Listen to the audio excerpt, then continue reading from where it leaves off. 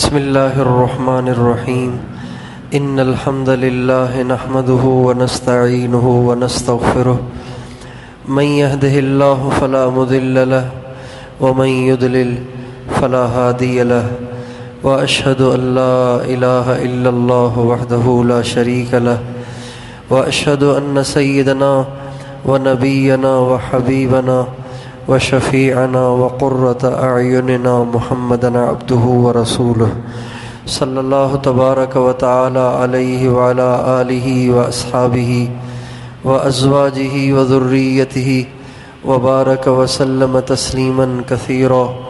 أما بعد فأعوذ بالله من الشيطان الرجيم. بسم الله الرحمن الرحيم. وإن تعدوا نعمة الله لا تحصوها إن الإنسان لظلوم كفار. وقال تعالى لقد من الله على المؤمنين إذ بعث فيهم رسولا منهم يتلو عليهم آياته ويزكيهم ويعلمهم الكتاب والحكمة. وقال النبي صلى الله عليه وسلم إني لم أبعث لعانا ولكني بعثت داعيا ورحمة او كما قال علیہ الصلاۃ والسلام. میرے محترم دوستو اور بزرگوں، ربیع الاول کے مبارک اس مہینے کی ابتدا ہے. ربیع الاول کا مہینہ شروع ہوا ہے.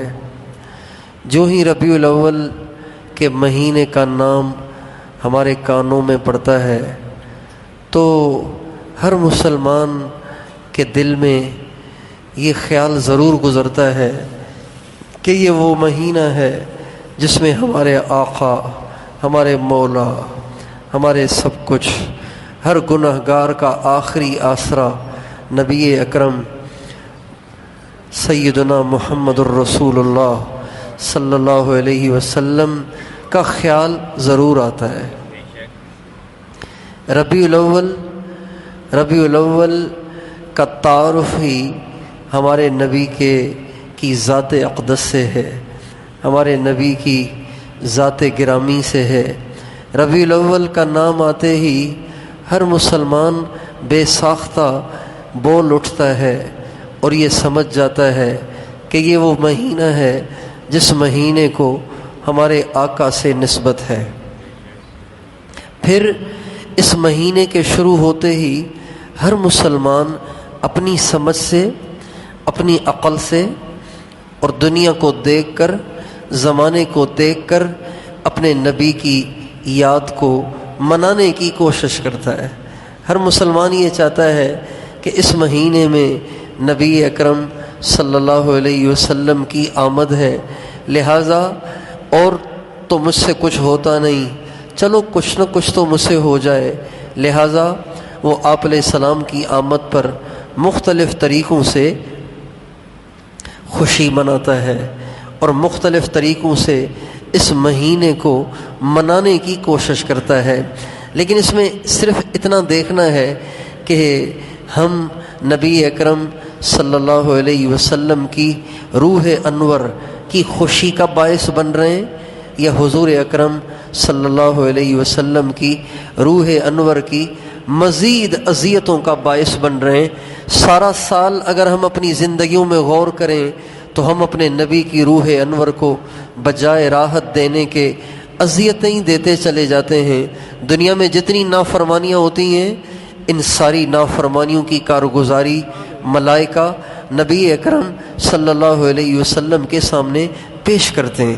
یہ احادیث مبارکہ میں آتا ہے، نبی پاک علیہ السلام نے فرمایا جب میں دنیا سے چلا جاؤں گا، ہاں آپ نے فرمایا اے میری امت، میرا دنیا میں رہنا بھی تمہارے لیے رحمت ہے، میرا دنیا سے چلے جانا یہ بھی تمہارے لیے رحمت ہے. آپ کا دنیا میں رہنا رحمت ہے، یہ تو سمجھ میں آتا ہے کیسے کہ ہمارے نبی سے اللہ تعالیٰ نے فرمایا وَمَا كَانَ اللَّهُ لِيُعَذِّبَهُمْ وَأَنْتَ فِيهِمْ وَمَا كَانَ اللَّهُ لِيُعَذِّبَهُمْ وَأَنْتَ فِيهِمْ. اے میرے نبی، جب تک آپ ان میں موجود ہیں میرا وعدہ ہے انہیں عذاب نہیں دوں گا. تو ہمارے نبی کا ہمارے لیے اس دنیا میں ہونے کے زمانے میں رحمت ہونا یہ تو ہے کہ جب تک نبی اکرم صلی اللہ علیہ وسلم اپنی امت میں موجود ہیں تب تک اللہ اس امت کو عذاب نہیں دے گا. تو رحمت ہونا سمجھ میں آ گیا، رحمت ہونا سمجھ میں آ گیا. لیکن آپ علیہ السلام نے فرمایا میرا دنیا سے جانا بھی تمہارے لیے رحمت ہے. وہ اس طرح کہ جب میں دنیا سے چلا جاؤں گا تو میری امت کے اعمال فرشتے میرے پاس لے کر آئیں گے. پھر آپ نے فرمایا جب ان میں اچھائیاں دیکھوں گا اللہ کا شکر ادا کروں گا، اور جب اس میں گناہ دیکھوں گا تو تمہارے لیے اللہ سے استغفار کروں گا. ساری دنیا میں جتنی برائیاں ہو رہی ہیں جو آپ کی امت کر رہی ہے، جو آپ کی امت سے صادر ہو رہے ہیں، کیا کچھ ہو رہا ہے زبان پہ بھی نہیں لایا جا سکتا اسے. اتنی دنیا میں برائیاں ہو رہی ہیں. یقیناً جب ہمارے نبی کے سامنے یہ جاتی ہوں گی تو ہمارے نبی استغفار تو کرتے ہوں گے، لیکن آپ کو دکھ بھی تو ہوتا ہوگا، آپ کو صدمہ بھی تو ہوتا ہوگا کہ ہائے میری وہ امت جس کے لیے میں نے پتھر بھی کھائے، پتھر پیٹ پہ باندھے، فاقے اٹھائے، ان کے لیے میں لہو لہاں ہوا، ان کے لیے میری بچیوں کو طلاقیں ہوئیں، ان کے لیے میرا گھر لٹا، میری عزت پامال ہوئی، اور مجھے مکے کے بازاروں میں بے عزت کیا گیا، اور مجھے احد کے دامن میں زخمی کیا گیا، یہاں تک کہ میں بے ہوش ہو گیا، میرے دندان مبارک شہید کیے گئے، میرے اہل بیت پہ کیا کیا قربانیوں کے پہاڑ ٹوٹے اور کیسی کیسی پریشانیاں آئیں، میرے صحابہ کے گھر ویران ہوئے اور ان کی خاندان اجڑ گئے، جس امت کی وجہ سے آج وہ امت ساری رات فیس بک پہ بیٹھ کے ننگی فلمیں دیکھ رہی ہے، اور وہ امت ساری رات کانوں میں ہینڈ فری لگا کے گانے سن رہی ہے، اور وہ امت نمازوں سے غافل، مسجد سے غافل، ذکر سے غافل، قرآن سے غافل، نمازوں سے غافل، اچھائیوں سے غافل، اسلام سے غافل، دین سے غافل، اور تو اور نبی کے غلام کیا بنتے، نبی کی سنتوں کا مذاق اڑانے لگ گئے. کتنے نوجوان ہیں جو داڑھی کو آر سمجھتے ہیں، داڑھی کو آر سمجھتے ہیں، عیب سمجھتے ہیں، ٹوپی پہننے کو عیب سمجھتے ہیں، پگڑی کا مذاق اڑاتے ہیں. ہاں دیکھا ہے ہم نے پگڑی والوں کو، ہاں دیکھا ہے ہم نے نمازیوں کو، ہاں دیکھا ہے ہم نے حاجیوں کو، دیکھ لیا ہے ہم نے تبلیغیوں کو، دیکھ لیا ہے ہم نے مدرسے والوں کو، دیکھ لیا ہے ہم نے مسجد کے ملاؤں کو. کتنے لوگ ہیں جو مذاق اڑاتے ہیں. میرے محترم بھائیو اور دوستو، جب یہ ساری کارگزاریاں آقائے دو جہاں، سرکار دو عالم، وجہ کائنات، محمد مصطفیٰ احمد مجتبیٰ، سیدنا و مولانا و حبیبنا و شفیعنا و قرۃ اعیننا محمد الرسول اللہ صلی اللہ علیہ وسلم کے سامنے جب یہ باتیں جاتی ہوں گی، آپ کا دل کتنا دکھتا ہوگا کہ جن کے لیے ہم پس گئے، جن کے لیے ہم ذبح ہو گئے، جن کے لیے ہم لہو لہاں ہوئے، وہ ہمارا مذاق اڑا رہے ہیں، اور وہ یہ کر رہے ہیں.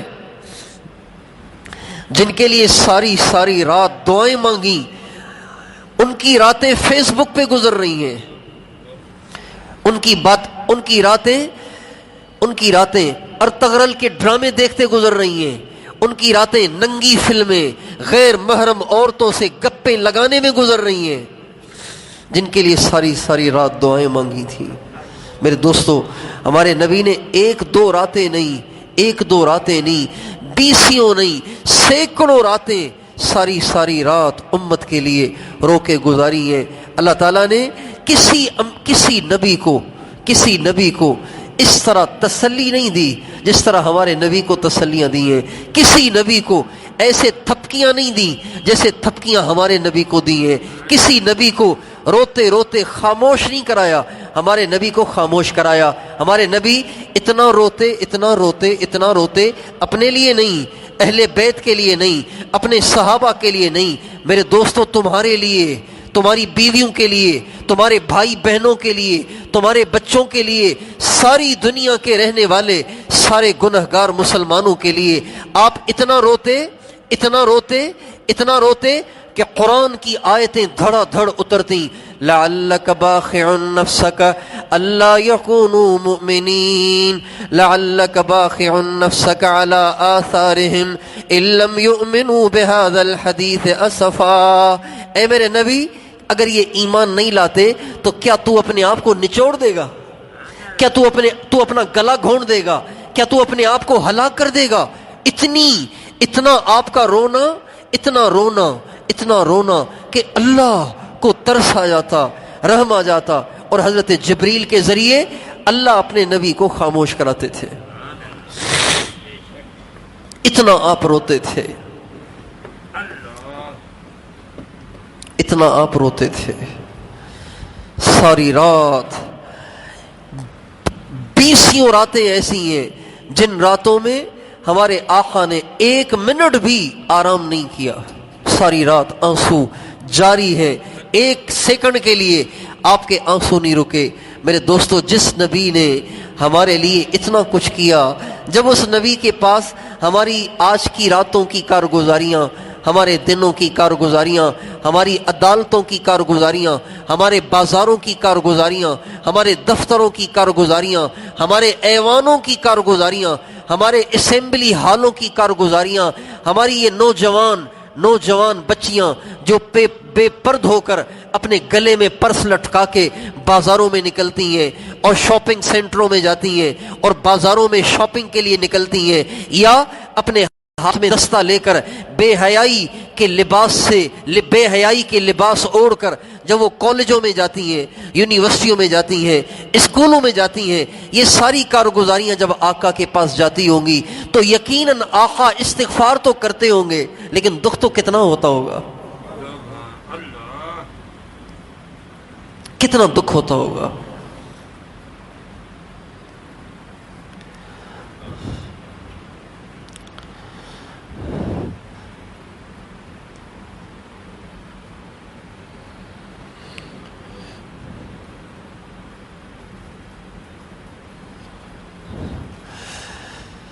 ربیع الاول کا مہینہ آتا ہے، ہم سب کے دماغ میں ایک دفعہ نبی اکرم صلی اللہ علیہ وسلم کا خیال ضرور آتا ہے، لیکن یہ بھول جاتے ہیں کہ اب میں نے کرنا کیا ہے. ہم کرتے وہ ہیں جو زمانہ کر رہا ہے، کرتے وہ ہیں جو دنیا کر رہی ہے. ہم یہ نہیں دیکھتے کہ اب میرے آقا کی کیا منشا ہے، اب میرے آقا کی کس میں خوشی ہے، میرے آقا کو کس سے خوشی ہوگی.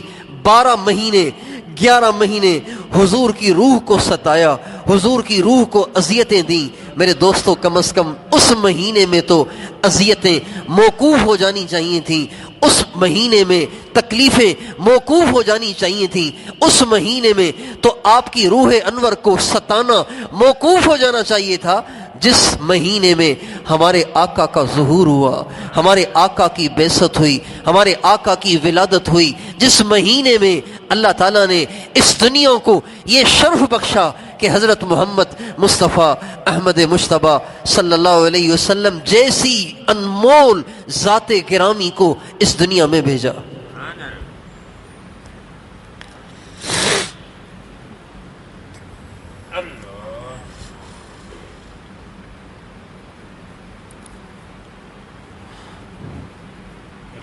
رمضان کے مہینے میں کوئی سرے عام کھا رہا ہو تو ہر مسلمان کہتا ہے یار رمضان ہے، کچھ تو خیال کرو بھائی، رمضان ہے کچھ تو خیال کرو یار. لیکن ربیع الاول کے مہینے میں کوئی داڑھی منڈا رہا ہو تو کوئی نہیں کہتا ابے ربیع الاول کا مہینہ ہے کچھ تو خیال کرو.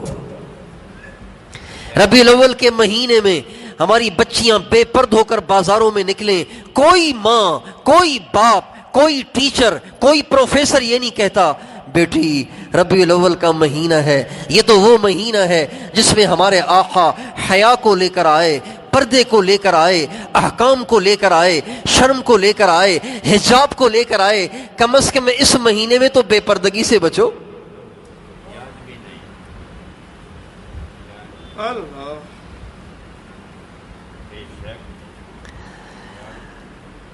حضور اکرم صلی اللہ علیہ وسلم سے محبت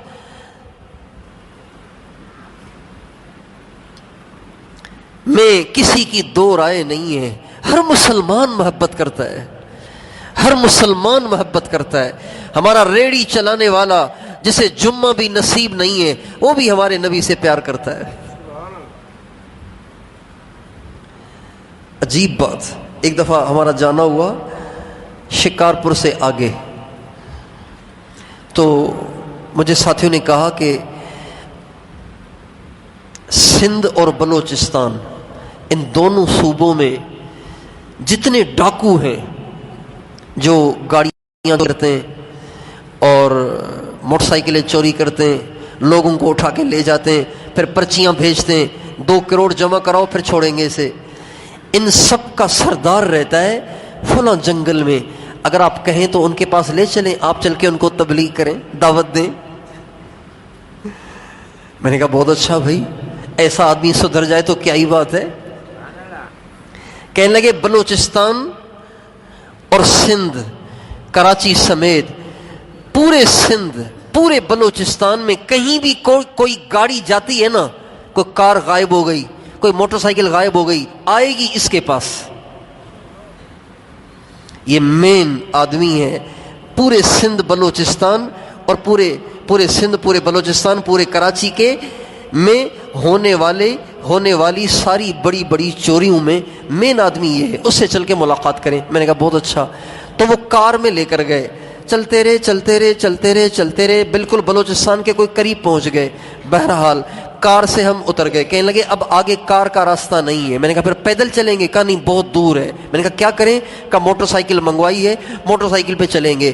پھر وہاں سے موٹر سائیکل پہ گئے, چلتے رہے کچے میں, کھیت ہی کھیت, اس کی پگ ڈنڈیوں پہ چلتے رہے. بالآخر ایک جگہ پہنچے, گئے تو ایک درخت تھا, اس کے نیچے ایک چارپائی رکھی ہوئی تھی. بڑی مونچھوں والا ایک آدمی ٹانگ پہ ٹانگ رکھ کے چودھریوں کی طرح سے اس پہ بیٹھا ہوا تھا. اس کے آس پاس نیچے چارپائی کے نیچے لوگ بیٹھے ہوئے تھے. تو مجھے ان ساتھیوں نے پہلے ہی بتایا تھا کہ یہ جو آدمی ہے نا, حکومت کی طرف سے اتنی بڑی رقم اس پہ انعام رکھی ہوئی ہے کہ جو اس کو زندہ یا مردہ اگر پیش کرے گا تو اس کو اتنی رقم دی جائے گی انعام میں, اتنی بڑی رقم. تو بہرحال جب ہم وہاں گئے تو اس نے دیکھا کہ داڑیاں, ٹوپیاں, پگڑیاں اور نورانی چہرے, تو اس نے ہمیں چارپائی کے اوپر بٹھایا. سارے نیچے بیٹھے ہوئے تھے, ہمیں اس نے ساتھ چارپائی پہ بٹھایا. تو بہرحال جب بات شروع ہوئی, اس کو دعوت دینا شروع کی, تو وہ دعوت تو بس ایسے ہی جیسے سن رہا تھا نہیں سن رہا تھا, اس پہ بظاہر کوئی اثر نہیں ہو رہا تھا. بات تو کی لیکن اس پہ اثر نہیں ہو رہا تھا. اور جب اگلا اثر نہ لے رہا ہو نا تو پھر کہنے والے سے موضوع ہی نہیں بنتا, بات ہی نہیں بنتی. تو بات تو اسے لمبی کی لیکن اس کی سمجھ میں شاید ککھ بھی نہیں آیا, نہ اس نے کوئی اثر لیا. آخر میں نے اس سے کہا کہ سائیں آپ کوشش کریں کچھ نمازیں شروع کر دیں, اور اللہ توفیق دے تو کچھ تبلیغ میں 3 دن لگائیں, انشاءاللہ جا کے آپ کو بڑا فائدہ ہوگا, آپ کو بڑا سکون ملے گا. بہرحال ہاں ہوں کرتا رہا. جب ہم اٹھنے لگے نا, جب ہم وہاں سے اٹھ کے جانے لگے تو اس نے کہا سائیں آپ نیک آدمی ہیں تو میں آپ سے ایک دعا کرانا چاہتا ہوں, آپ دعا کر دیں میرے لیے. میں نے کہا کیا؟ کہا زندگی گزر گئی برائیوں میں, زندگی گزر گئی بدماشیوں میں, بس ایک دل میں تمنا ہے جو بھی پوری نہیں ہوئی, اس کی اگر آپ دعا کر دیں. میں نے کہا کیا؟ کہا سائیں اس دل میں اب اس کے سوا کوئی تمنا نہیں رہی کہ اللہ زندگی میں مرنے سے پہلے ایک دفعہ مدینے کی زیارت کرا دے. یہ کہہ کے وہ آنسوؤں کے ساتھ رونے لگ گیا. نکل جائے نہیں وہ دن خدا کرے کہ مدینے کو جائیں ہم, وہ دن خدا کرے کہ مدینے کو جائیں ہم, خاک درے رسول کا سرما لگائیں ہم. ہمارا فاسق سے فاسق بھی, ہمارا فاجر سے فاجر بھی, ہمارا بڑے سے بڑا بدماش بھی, ہمارا چور بھی, ہمارا ڈاکو بھی, ہمارا شراب کے نشے میں چور بھی, ہمارا چرسی بھی, ہمارا ہیرونچی بھی, ہمارا افیمی بھی آقا دو جہاں سے پیار ضرور کرتا ہے. وہ ہیں ہی ایسے، یہ کوئی تعجب کی بات نہیں ہے، وہ ہیں ہی ایسے۔ سورج کی روشنی کا کون قائل نہیں ہے؟ سورج کی روشنی کا بریلوی بھی قائل ہے، دیوبندی بھی قائل ہے، حنفی بھی قائل ہے، شافعی بھی قائل ہے، مالکی بھی قائل ہے، حنبلی بھی قائل ہے، شیعہ بھی قائل ہے، سنی بھی قائل ہے، اور مسلم بھی قائل ہے، غیر مسلم بھی قائل ہے، اللہ کی ذات کو ماننے والا بھی قائل ہے، اللہ کی ذات کا انکاری بھی قائل ہے۔ اور سورج کی روشنی کیا روشنی ہے؟ جو ہمارے آقا کی روشنی ہے۔ سورج کا اجالا کیا اجالا ہے؟ جو ہمارے آقا کا اجالا ہے۔ سورج کی بلندی کیا بلندی ہے؟ جو ہمارے آقا کی بلندی ہے۔ کروڑوں سورج مل جائیں ہمارے آقا کی بلندی کو نہیں پا سکتے، کروڑوں سورج مل جائیں ہمارے آقا کے اجالے کو نہیں پا سکتے۔ سورج ایک جگہ آتا ہے، ایک جگہ ڈوب جاتا ہے۔ ابھی یہاں رات ہے، اس وقت ساؤتھ افریقہ میں دن ہے، اس وقت فجی آئی لینڈ میں دن ہے، ادھر رات ادھر دن، ادھر دن ادھر رات۔ سورج ادھر طلوع ہوا ادھر غروب ہوا، ادھر ظاہر ہوا ادھر غائب ہوا۔ ہمارے آقا وہ سورج ہیں جو ایسے غروب، ایسے طلوع ہوئے، ایسے طلوع ہوئے، ایسے طلوع ہوئے، ایسے طلوع ہوئے، جب طلوع ہوئے ساری کائنات کی طاقتیں بھی مل کر آپ کو ڈبو نہ سکیں۔ افل الشموس الاولین وشمسنا، سارے سورج ڈوبے لیکن ہمارا سورج قیامت تک نہیں ڈوبے گا۔ افل الشموس الاولین وشمسنا ابدا اللہ افق العلا لا تغربو۔ کتنی اچھی بات کہی ہے کہنے والے نے، کتنی اچھی تشبیہ دی ہے کسی تشبیہ دینے والے نے۔ افل الشموس الاولین وشمسنا ابدا علی افق العلا لا تغربو۔ سارے سورج ڈوب گئے، ہمارا سورج ڈوبنے والا نہیں ہے۔ ہمارا سورج جب سے اٹھا ہے اٹھتا ہی چلا جا رہا ہے، اٹھتا ہی چلا جا رہا ہے، اٹھتا ہی چلا جا رہا ہے۔ جب سے وہ آیا ہے بلند ہوتا چلا جا رہا ہے، جب سے وہ روشن ہوا ہے روشن ہوتا ہی چلا جا رہا ہے۔ ساری دنیا کی طاقتیں اسے بجھانا چاہتی ہیں، ساری دنیا کی طاقتیں اسے ڈبونا چاہتی ہیں، ساری دنیا کی طاقتیں اس کا نام مٹانا چاہتی ہیں، لیکن مٹانے والے مٹ گئے۔ ہمارے نبی کا نام آج بھی بلند و بالا ہے اور ہمیشہ بلند و بالا رہے گا۔ کہو انشاءاللہ۔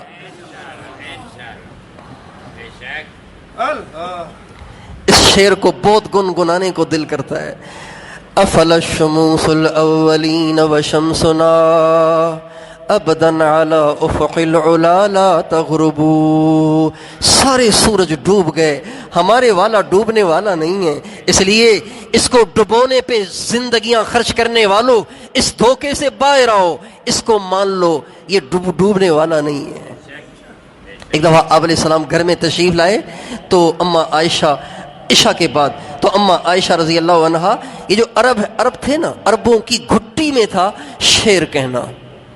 عرب کہتے ہی ہیں بولنے والے کو، عجم کہتے ہیں گونگے کو، عجم کہتے ہیں گونگے کو، عرب کہتے ہیں بولنے والے کو۔ عربوں کو بولنا خوب آتا ہے، عجیب عربی زبان میں۔ انگریز جب بر صغیر میں آیا تو اس نے بہت ساری چیزوں کو یہاں سے ختم کرنے کی کوشش کی۔ تو جن چیزوں کو اس نے ختم کرنے کی کوشش کی نا، ان میں سے ایک عربی زبان بھی تھی۔ اس نے چاہا کہ عربی زبان مٹ جائے۔ اس کی خواہش یہ تھی کہ جو ہم سندھی زبان لکھتے ہیں نا تو الف بے تے میں لکھتے ہیں، پنجابی بھی الف بے تے میں لکھتے ہیں، بلوچی بھی الف بے تے میں لکھتے ہیں، پشتو بھی الف بے تے میں لکھتے ہیں۔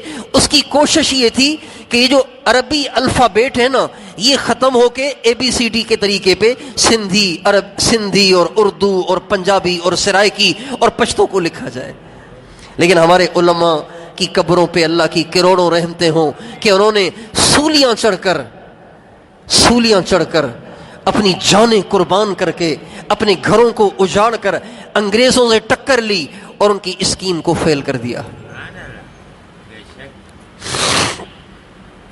عربی عجیب زبان ہے، آپ سوچ ہی نہیں سکتے کہ عربی کیا زبان ہے۔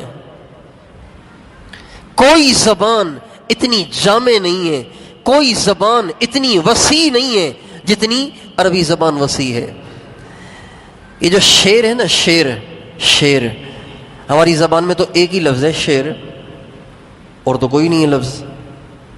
اردو میں بھی شعری ہے، ایک شعر ہے ایک ببر شعر ہے، یہ دو الگ قسمیں ہیں لیکن لفظ ایک ہی ہے. عربی زبان میں صرف شعر کے 80 نام ہیں. کتنے نام ہیں؟ 80 نام ہیں. اور عربی زبان میں ایک ایک چیز کے لیے کئی نام ہیں. اب جیسے ناک ہے نا، ناک، اگر یہ ناک لمبی ہو تو اس کا نام الگ ہے، اگر یہ نام چپکی ہوئی ہو تو اس کا نام الگ ہے، اگر یہ ناک لمبی ہو تو الگ نام، اگر یہ ناک چھوٹی ہو تو الگ نام، درمیان سے اٹھی ہوئی ہو اور دائیں بائیں سے چپکی ہوئی ہو تو الگ نام، پوری اٹھی ہوئی ہو تو الگ نام. اس لیے اللہ تعالیٰ نے ہمارے نبی کو عربوں میں سے بنایا. ہمارے نبی سندھی نہیں تھے، پنجابی نہیں تھے، پٹھان نہیں تھے، بلوچ نہیں تھے، بروئی نہیں تھے، سرائکی نہیں تھے، سندھی اور ہندی نہیں تھے، انگریزی بھی نہیں تھے. اللہ نے ہمارے نبی کو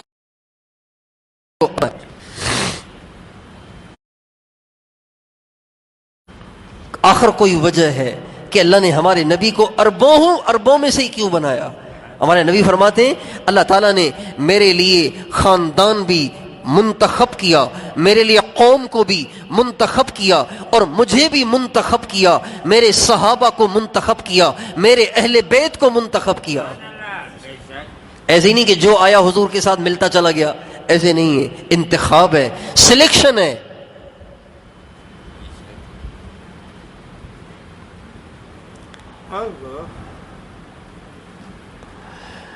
تو اما عائشہ رضی اللہ عنہا جب آپ علیہ السلام عشاء کے بعد گھر میں تشریف لائے تو دو واقعے مجھے یاد آ رہے ہیں. ایک تو یہ کہ جو ہی اما عائشہ رضی اللہ عنہا آپ علیہ السلام ایک دفعہ عشاء کے بعد دیر سے گھر تشریف لائے تو اما عائشہ سوئی ڈھونڈ رہی تھیں. سوئی گم ہو گئی تھی، اندھیرا تھا، اب وہ ہاتھ سے ڈھونڈ رہی تھیں کہ مل جائے، تو سوئی مل نہیں رہی تھی. جو ہی آپ علیہ السلام گھر میں انٹر ہوئے اور آپ کا عکس جو گھر میں پڑا، آپ کی روشنی جو گھر میں پڑی تو سارا گھر جگمگا اٹھا. اما عائشہ کو کھوئی ہوئی سوئی مل گئی تو اما عائشہ رضی اللہ تعالی عنہا آپ علیہ السلام سے کہنے لگیں اے اللہ کے نبی آپ کا چہرہ روشن ہے. آپ نے فرمایا عائشہ میرا چہرہ روشن ہے نا، لیکن قیامت کے دن کچھ لوگ اس قدر روشن چہرے کو بھی نہیں دیکھ سکیں گے. قیامت کے دن کچھ لوگ اس قدر روشن چہرے کو بھی نہیں روشن چیز جلدی نظر آتی ہے نا، روشن چیز جلدی نظر آتی ہے، لیکن قیامت کے دن کچھ لوگ اس قدر روشن چہرے کو بھی نہیں دیکھ سکیں گے. اما عائشہ نے پوچھا یا رسول اللہ وہ کون ہے؟ فرمایا میری سنت کو چھوڑنے والا، میری سنت کو چھوڑنے والا، اور وہ شخص جو میرا نام سنے اور پھر بھی مجھ پہ درود نہ پڑے، وہ بھی میرے چہرے کو قیامت کے دن نہیں دیکھ سکے گا. ایک دفعہ آپ علیہ السلام گھر میں تشریف لائے، اما عائشہ رضی اللہ تعالی عنہا نے آپ علیہ السلام کو دیکھا، ایسا خوبصورت چہرہ، تو ایک دم اما عائشہ کی جو نگاہ پڑی تو وجد میں آ گئیں اور کہنے لگیں لنا شمس وللآفاق شمس وشمسی خیر من شمس السماء. ہمارے پاس بھی ایک سورج ہے جس طرح آسمان کے پاس سورج ہے، لیکن ہمارے وشمسی خیر من شمس السماء فإن الشمس تطلع بعد فجر وشمسی طالع بعد العشاء. لیکن ہمارا سورج آسمان کے سورج سے بہت اچھا ہے، اس لیے کہ آسمان کا سورج تو صبح نکلتا ہے جبکہ اتنا اندھیرا نہیں ہوتا، لیکن ہمارا سورج عشاء کے بعد نکلتا ہے جبکہ گھپ اندھیرا ہوتا ہے. بھائی کوئی دن دہاڑے چراغ لے کے آ جائے تو کہیں گے پاگل تو نہیں ہو گئے ہو؟ دن دہاڑے میں چراغ کی کیا ضرورت ہے؟ اندھیرے میں چراغ کی ضرورت ہوتی ہے. تو سورج جب نکلتا ہے اس سے پہلے بھی بالکل اندھیرا نہیں ہوتا، بالکل اندھیرا نہیں ہوتا، لیکن عشاء کی نماز کے بعد تو گھپ اندھیرا ہوتا ہے. تو اما عائشہ کہتی ہیں وشمسی خیر من شمس السماء فإن الشمس تطلع بعد فجر وشمسی طالع بعد العشاء. ہمارا سورج اس سے بھی بہتر ہے، اس لیے کہ ہمارا سورج گھپ اندھیرے میں نکلتا ہے. میرے دوستو، ہمارے نبی کے تو کیا ہی کہنے، ہمارے نبی پہ کون فدا نہیں ہے، ہمارے نبی سے کون متاثر نہیں ہے، ہمارے نبی کی شان کا کون قائل نہیں ہے۔ یہودیوں نے بھی ساری زندگی جنہوں نے آپ علیہ السلام کے خلاف پروپیگنڈے بنائے، لیکن جب وہ سرچ کرنے بیٹھے تو ہمارے نبی کو ایک نمبر پایا۔ عیسائیوں نے جنہوں نے ساری زندگی ہمارے نبی کے خلاف پروپیگنڈے بنائے، جب انہوں نے سرچ کیا تو ہمارے نبی کو ایک نمبر پایا۔ ہندوؤں نے ہمارے نبی کی شان میں جو قصیدے کہے ہیں تو مجھے یاد آتا تو میں گھر سے لے آتا، مجھے ابھی چونکہ وہ یاد نہیں ہے، گھر میں ایک کتاب رکھی ہوئی ہے اس میں وہ لکھے ہوئے ہیں۔ ہندوؤں نے آپ کی شان میں اشعار کہے، ہندوؤں نے، اور ہندو تو چلو جاندار ہے، آپ کی شان میں تو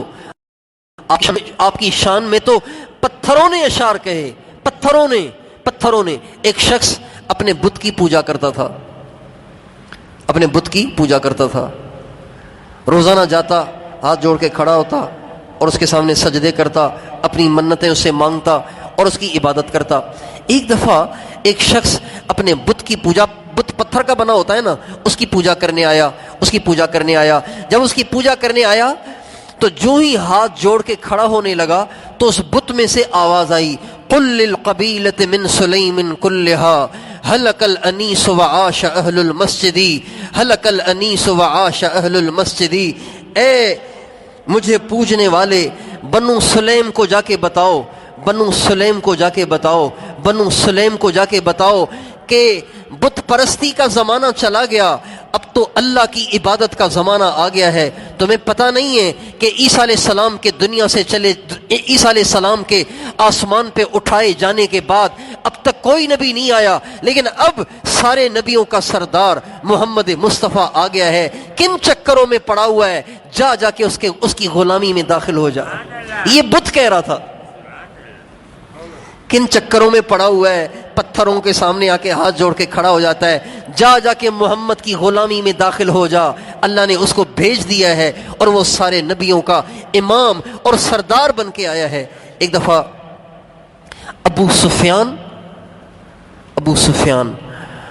اور ایک اور مشرک مکے کا مشرک، یہ دونوں کہیں کھڑے ہوئے تھے۔ کھڑے ہوئے کہاں تھے؟ جہاں حرم کا بارڈر۔ جو مکہ معظمہ گئے ہیں انہوں نے دیکھا ہوگا کہ جب جدے سے گاڑی مکہ معظمہ جاتی ہے تو راستے میں ایک گیٹ آتا ہے پتھر کا بنا ہوا، اس پہ لکھا ہوتا ہے حدود الحرم، یعنی اب یہاں سے حرم شروع ہو رہا ہے۔ تو یہ پورا ایک بارڈر ہے، اس کے اندر حرم ہے، اس کے باہر کا جو علاقہ ہے اس کو ہل کہتے ہیں۔ تو ابو سفیان اور ایک اور شخص مشرک مکہ، میں اس کا نام بھول رہا ہوں، یہ دونوں بارڈر کے پاس کھڑے ہوئے تھے۔ بارڈر یعنی کوئی دیوار نہیں تھی، بس وہ حدود تھیں جو ان کو پتہ تھیں، وہاں کھڑے ہوئے تھے۔ تو انہوں نے دیکھا کہ یعنی حرم سے باہر ایک ہرنی وہ کھڑی ہوئی ہے۔ اس کو دیکھ لیا بھیڑیے نے اس کو دیکھ لیا۔ تو جب بھیڑیے نے اس ہرنی کو دیکھا تو اس نے اس کے پیچھے لگائی دوڑ اس کو شکار کرنے کے لیے، تو ہرنی نے بھی دوڑ لگائی۔ دوڑتے ہرنی حرم کی حدود کے اندر داخل ہو گئی۔ جب ہرنی اندر داخل ہو گئی تو وہ بھیڑیا آ کے بارڈر پہ کھڑا ہو گیا، آگے ہی نہیں بڑھا۔ تو ابو سفیان جو کافر تھا اور اس کے ساتھ دوسرا مشرک مکہ، دونوں کافر تھے، ایک دوسرے سے کہنے لگے یار یہ عجیب بات ہے کہ بھیڑیے کو بھی پتہ ہے کہ یہ حرم ہے، یہ حرم سے باہر ہے، حرم پہ حملہ نہیں کرنا چاہیے۔ جب ان کو اس بات سے بہت تعجب ہوا تو بھیڑیا ایک دم ابو سفیان اور دوسرے مشرک کی طرف متوجہ ہوا، کہنے لگا اس سے بھی تعجب کی بات بتاؤں؟ بھیڑیا کہنے لگا عربی زبان میں، اس سے بھی تعجب کی بات بتاؤں؟ کہا ہاں، کہا محمد آخری نبی آ گیا ہے اور تم اس کی مخالفت کر رہے ہو۔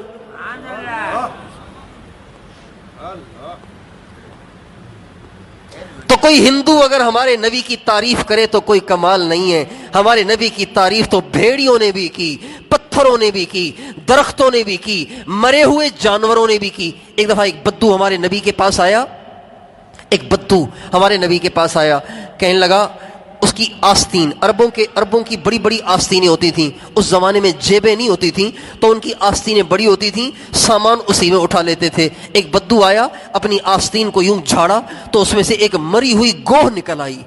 گوہ آپ نے دیکھا ہوگا بعض دفعہ ویران علاقوں میں ایک سڑک کے ایک کنارے سے دوسرے کنارے کی طرف دوڑتی ہوئی ایک چھپکلی جیسا ایک موٹا جانور گزر جاتا ہے، اس کو گوہ کہتے ہیں۔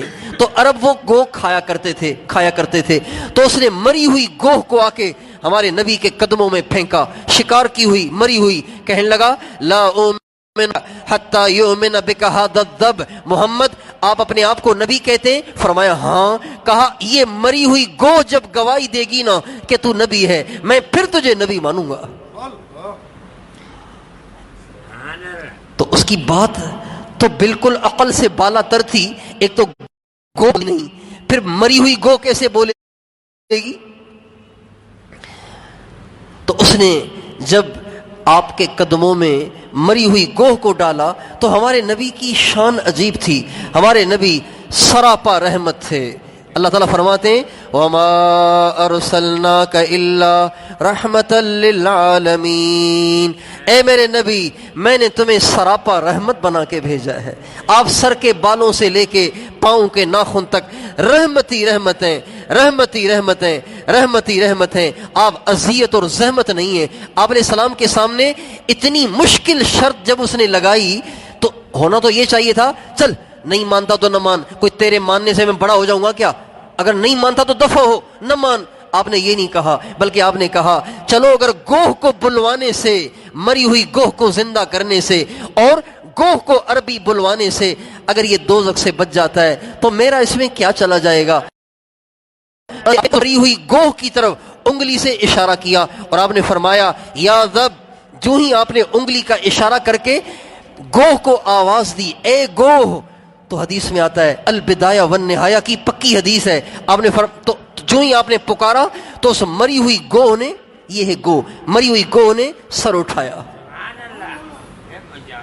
مری ہوئی گوہ نے سر اٹھایا، اور صرف سر نہیں اٹھایا، کہنے لگی لبیک وسعدیک یا زین من وافا یوم القیامہ، اے اللہ کے نبی میں حاضر ہوں، آپ مجھے کیا فرماتے ہیں؟ اور پھر ہمارے نبی کو اس گوہ نے جو لقب دیا وہ بھی ایسا کہ کیا پوچھو، کہنے لگی لبیک وسعدیک یا زین من وافا یوم القیامہ، میں حاضر ہوں اے آقا میں حاضر ہوں، اے قیامت کے دن کو زینت بخشنے والے آپ کیا فرماتے ہیں؟ یا زین من وافا یوم القیامہ، اے قیامت کے میدان کو اور قیامت کے دن کو روشنی اور زینت اور حسن و جمال اور رونق بخشنے والے آپ کیا فرماتے ہیں؟ یعنی کتنی عجیب بات کہی اس نے، یعنی اس نے یوں کہا اے اللہ کے نبی قیامت کے دن آپ نہ ہوئے تو قیامت میں کیسے مزہ آئے گا؟ قیامت کی رونق تو آپ ہیں، قیامت کے محفل میر محفل تو آپ ہیں، مہمان خصوصی تو آپ ہیں۔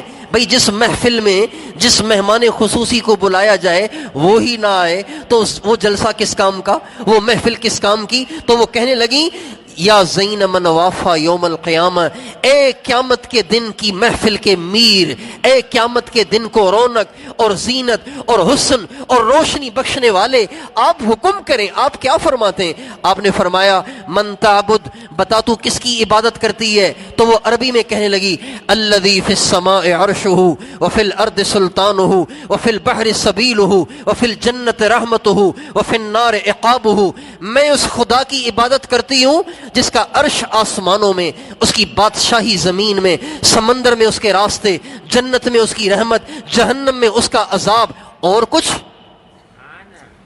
پھر آپ نے فرمایا فمن انا، اے گو میرا بھی تو اس کو تعارف کراؤ کہ میں کون ہوں، میرا بھی تو اس کو تعارف کراؤ کہ میں کون ہوں۔ اس نے کہا انت رسول رب العالمین وخاتم النبیین قد افلح من صدقک وقد خاب من کذبک. وہ جو تبلیغ والے دعوت دیتے ہیں نا، پوری دعوت اس نے دی ہے ان دو جملوں میں. انت رسول رب العالمین، آپ سارے عالموں کے پروردگار کے رسول ہیں، رب العالمین کے رسول ہیں، اور آخری نبی ہیں، آپ کے بعد کوئی نبی نہیں آئے گا. قد افلح من صدقک وقد خاب من کذبک. جو آپ کی مانے کامیاب، جو آپ کی نہ مانے برباد ہو جائے گا. اللہ اکبر.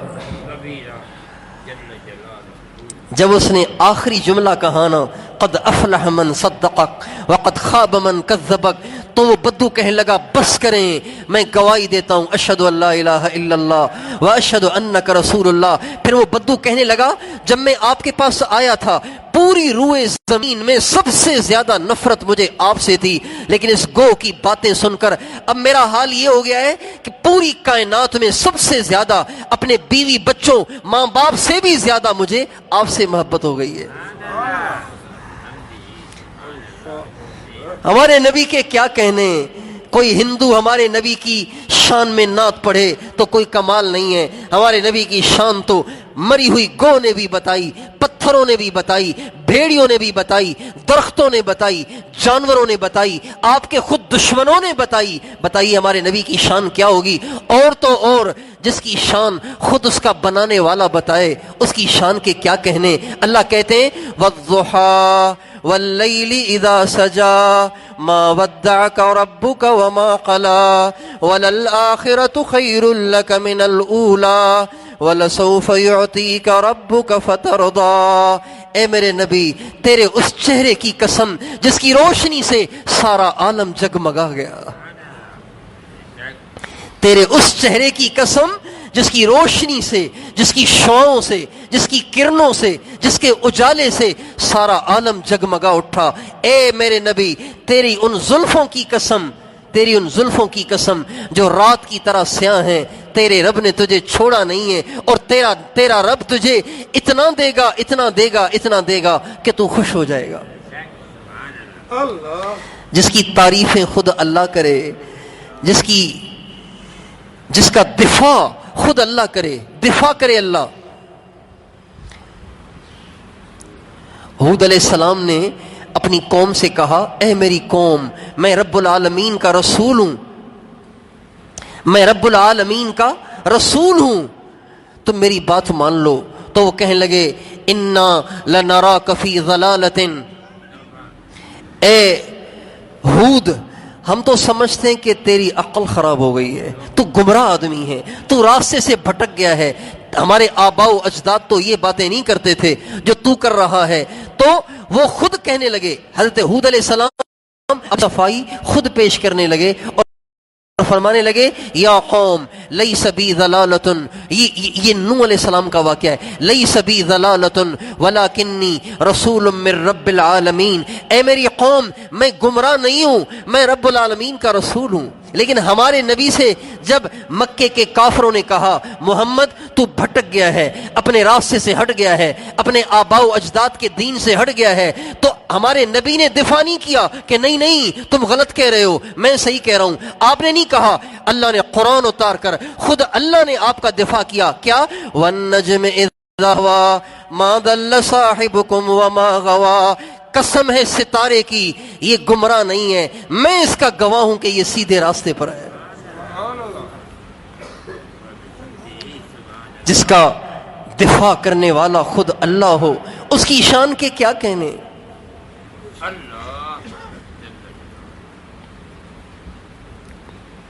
میرے دوستو ربیع الاول ہمارے نبی کی یاد کو تازہ کر دیتا ہے، لیکن ہم اپنے نبی کی یاد کو اپنی مرضی سے مناتے ہیں، اپنی عقل سے مناتے ہیں، زمانے کو دیکھ کے مناتے ہیں، رسم و رواج کو دیکھ کر مناتے ہیں.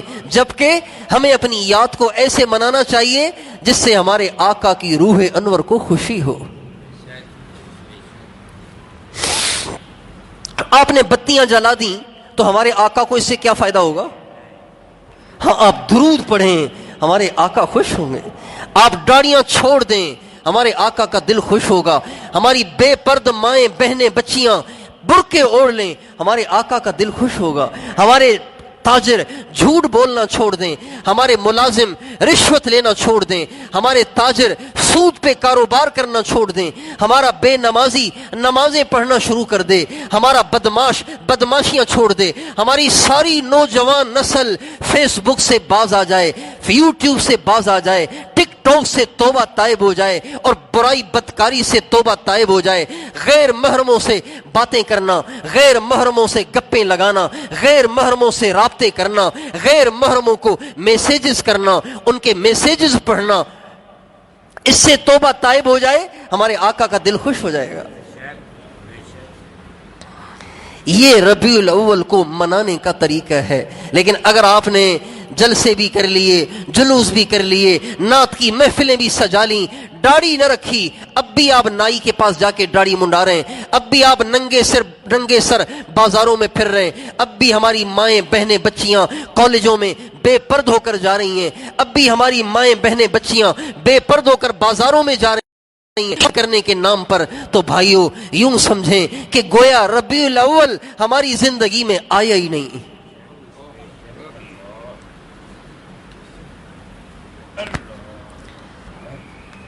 ربیع الاول ہمارے آقا کی آمد کی یاد تازہ کراتا ہے۔ ہمارے آقا آئے تھے تو بھائی کس لیے آئے تھے یہ بھی تو سوچو۔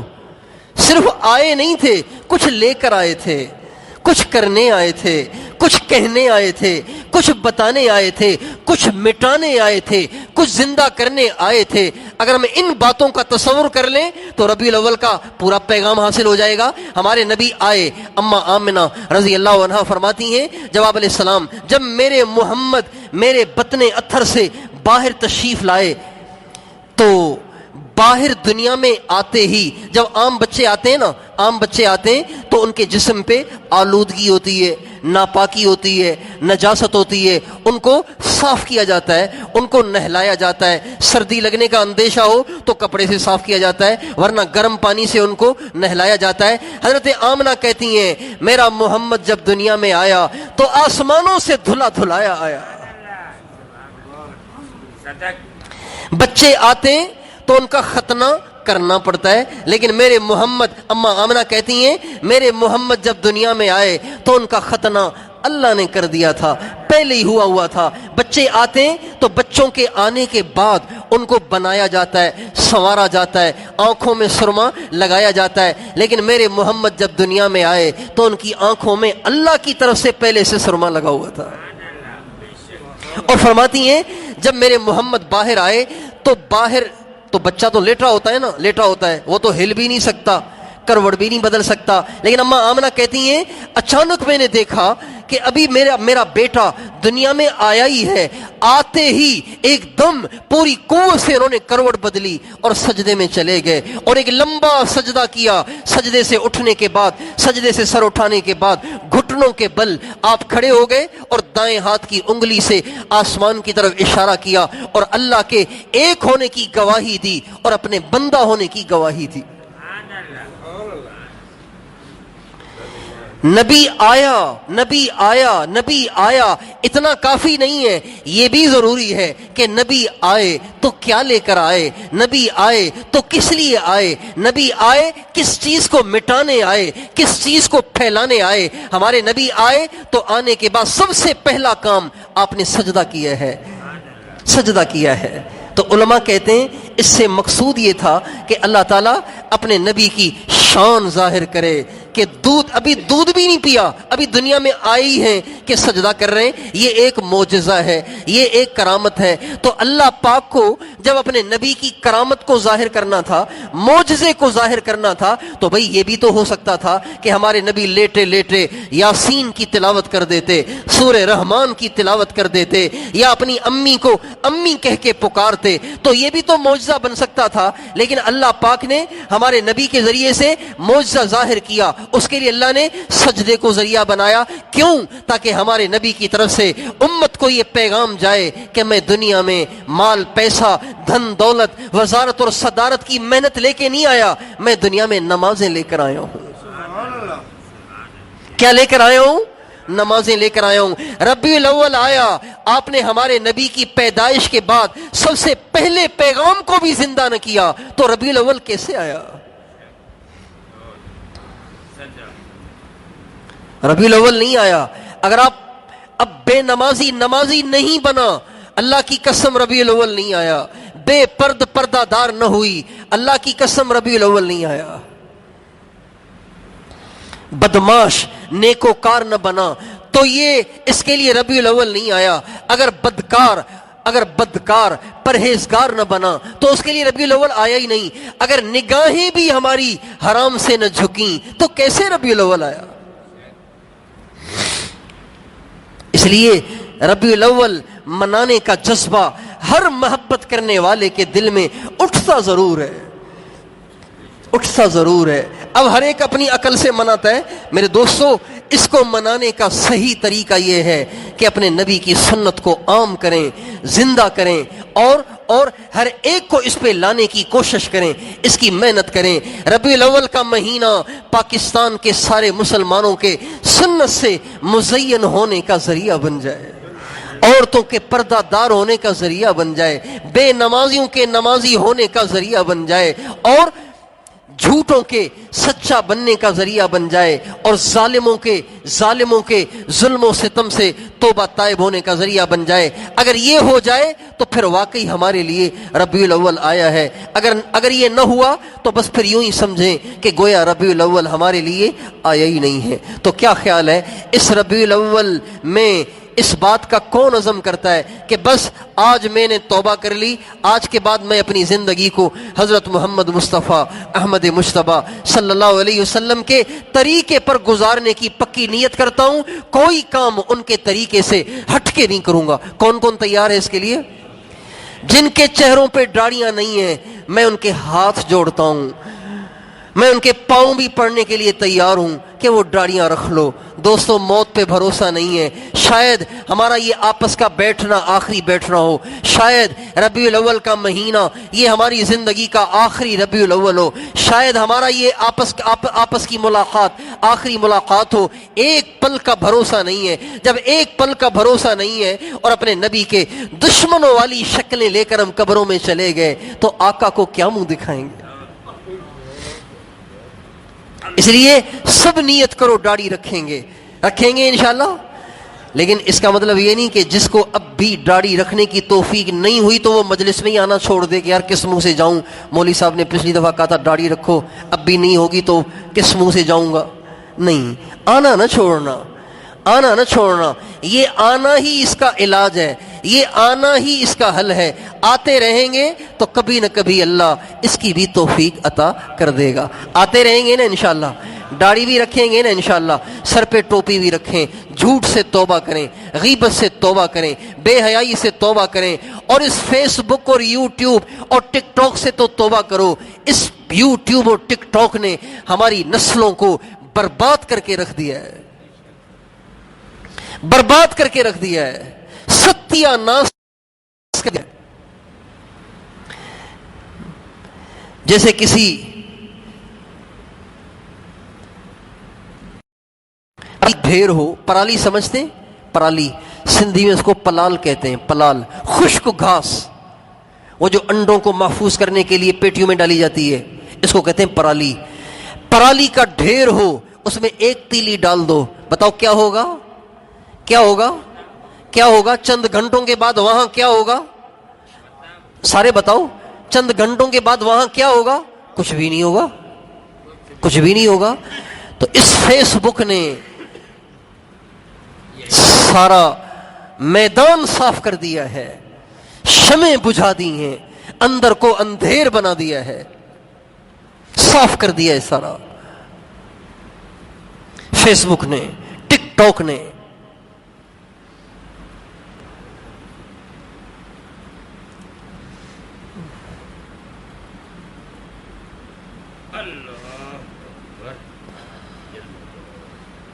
میں کیسے عرض کروں اپنی نوجوان نسل کو کہ اس میں کتنی بڑی تباہی ہے، اور باطل جو کچھ چاہتا تھا وہ اس میں کامیاب ہو گیا، ہم ناکام ہو گئے۔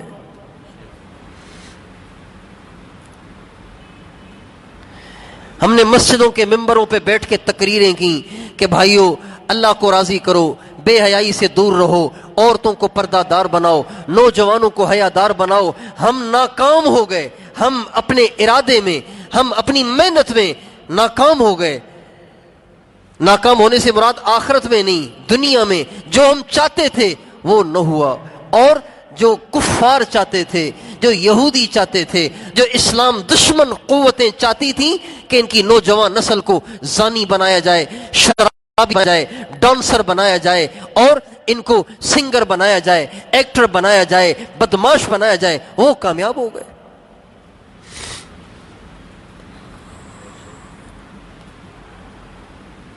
اور کافر بڑا ہوشیار ہے، وہ یہ چاہتا ہے ان کو لڑکیوں کے چکر میں ہی پھنسائے رکھو تاکہ میدان ہمارے ہاتھ رہے،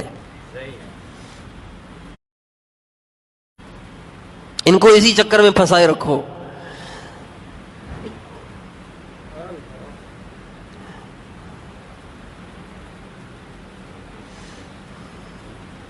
جیسے آج کل عورتیں جو کہ بچے تنگ کرتے ہیں نا، تو عورتیں ان کو کھلونے پکڑا دیتی ہیں، کھلونوں سے بہلا رہے تاکہ میں ذرا کام کاج کر لوں، روٹی شوٹی پکا لوں، صفائی کر لوں، کپڑے دھو لوں، اپنے کام کاج کر لوں، کھلونے پکڑا دیے۔ خدائے پاک کی قسم بالکل یہی صورت ہمارے ساتھ ہو گئی ہے، یہی سین ہمارے ساتھ ہو گیا ہے، ہماری نسلوں کے ساتھ ہو گیا ہے کہ ساری دنیا کی کافر طاقتوں نے ہمارے بچوں کو کھلونا پکڑا دیا ہے تاکہ ہم ذرا صفایا کریں۔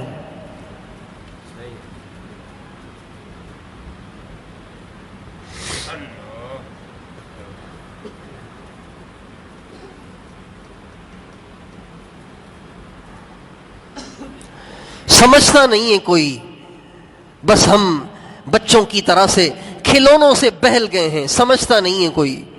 آپ دیکھیں آج سے 20 سال پہلے آٹا کیا بھاؤ تھا؟ آپ سے پوچھتا ہوں کیا بھاؤ تھا؟ 20 روپے کلو اور 15 روپے، اور آج 70 روپے۔ اچھا گھی بڑھ گیا ہے نا، چینی بڑھ گئی ہے، کپڑے بڑھ گئے ہیں، جوتے بڑھ گئے ہیں، زمین کا رقبہ بڑھ گیا ہے۔ اچھا 2000 ہمارے ہاں 2002 یا 3 میں موبائل آیا، 2002 کے آخر میں 3 کے شروع میں موبائل آیا۔ جب موبائل آیا تو 5 روپے فی منٹ کال ہوا کرتی تھی، 1 منٹ 5 روپے کا، 1 منٹ 5 روپے کا، 1 منٹ 5 روپے کا یہ کال کا ریٹ تھا۔ اور اب کیا ہے؟ 4 روپے میں ساری رات گپیں لگاؤ، ساری رات مزے کرو، 5 روپے میں ساری رات ننگی فلمیں دیکھو۔ آٹا تو مہنگا ہو گیا اور پیکیجز سستے ہو گئے۔ یار کوئی تو سمجھے کہ یہ ہمارے ساتھ کون کیا کر رہا ہے۔ اس لیے ربیع الاول منائیں، ضرور منائیں، لیکن حرام کو چھوڑ کر سنت کو سینے سے لگا کر جیسے دنیا کرے ویسے مت کرو، ایسے کرو کہ جس سے آقا کی روح انور کو راحت ہو۔ سارا سال ان کو ستایا اور یہ مہینہ بھی ان کو ستایا، تو اس کا مطلب یہ ہے کہ آپ ان کے آنے سے خوش نہیں ہیں۔ اگر آپ ان کے آنے سے خوش ہوتے تو ان کے دیے ہوئے انعامات کو اپنے سینے سے لگاتے۔ ہمارے نبی نے ہمیں قرآن دیا، ہمارے نبی نے ہمیں نماز دی، ہمارے نبی نے ہمیں شریعت دی، ہمارے نبی نے ہمیں اسلام دیا، ہمارے نبی نے ہمیں دین دیا، ہمارے نبی نے ہم سے برائیاں چھڑوائیں، بدکاریاں چھڑوائیں اور بے حیائی چھڑوائی۔ ہم نے جو چھڑوایا ان کو تو سینے سے چمٹا لیا، اور جو چیزیں ہمارے نبی نے ہمیں پکڑائیں ان کو ہم نے پھینک دیا، تو محبت تو نہ ہوئی۔ تو بھئی کیا خیال ہے کون کون ربیع الاول منائے گا؟ ایسے جیسے بتایا ہے ایسے منائیں گے ربیع الاول کو؟ کون کون منائے گا؟ سارے ہاتھ کھڑے نہیں ہوئے، یا تو سن نہیں رہے یا دل نہیں مان رہا۔ اللہ تعالیٰ سب کو توفیق دے۔